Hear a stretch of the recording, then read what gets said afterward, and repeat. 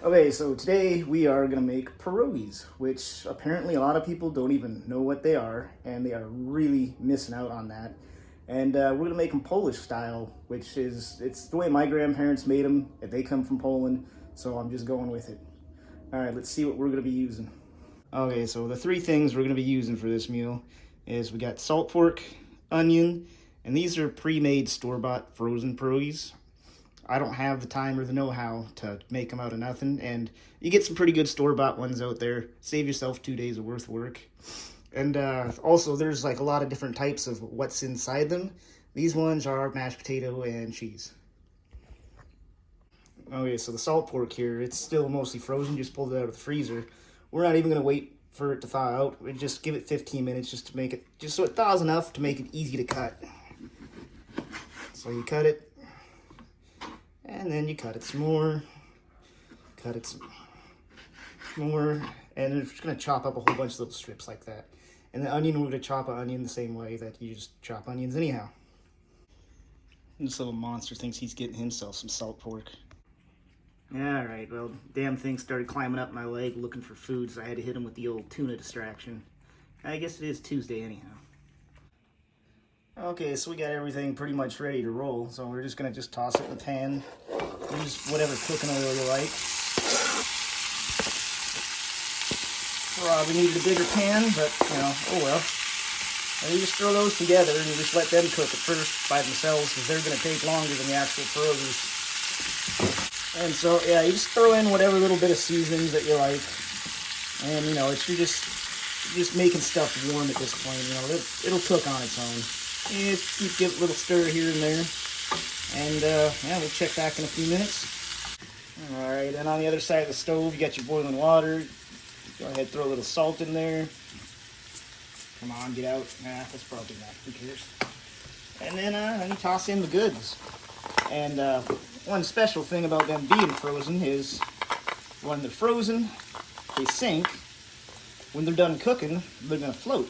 So just easy visual reference. And one thing you want to make sure you do as these are going is you always want to just reach in, grab yourself a little bit of onion. We need a tasty snack. Okay, so these popped up. They've been floating for a little bit, and I did somewhat lie to you. They're not 100% done when they're floating, but they're pretty close. You just want to just push them against the side of the pot there and just get a little test for the firmness. And these got just a couple minutes left to go. If you've never done it before, just take a couple of tries. You get a feel for it. Okay, so these are ready to roll. Turn off your heat so you don't, burn your house down. And then we're just going to take them over and drain them. Okay, so they're ready to go. We just dump them in like so.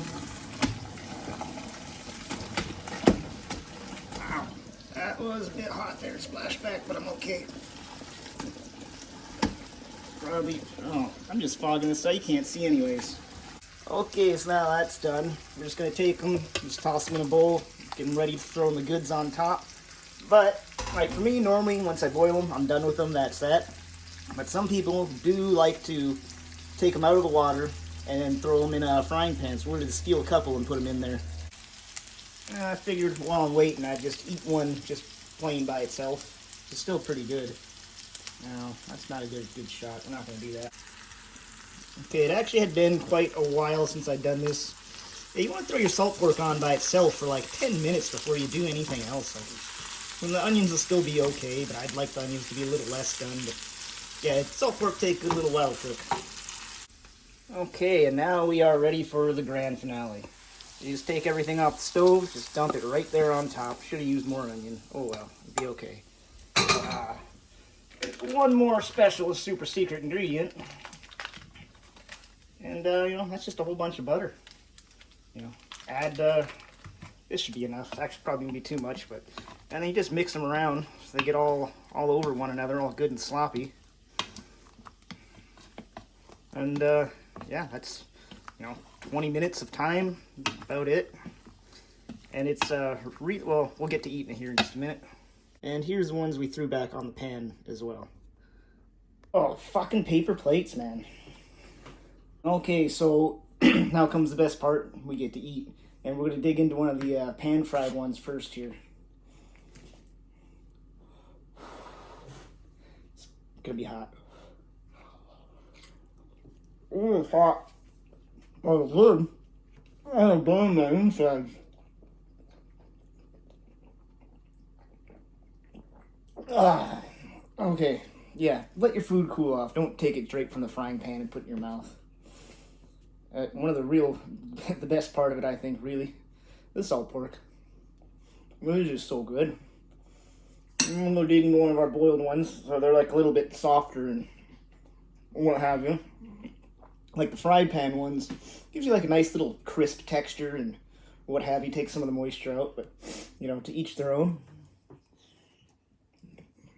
This one's not burning me, but it's pretty common. People throwing pork chops to go with it as like the full meal, but you can eat these by themselves. Like they are really, really filling. You're not gonna get too many in you before you're stuffed. But yeah, give it a try.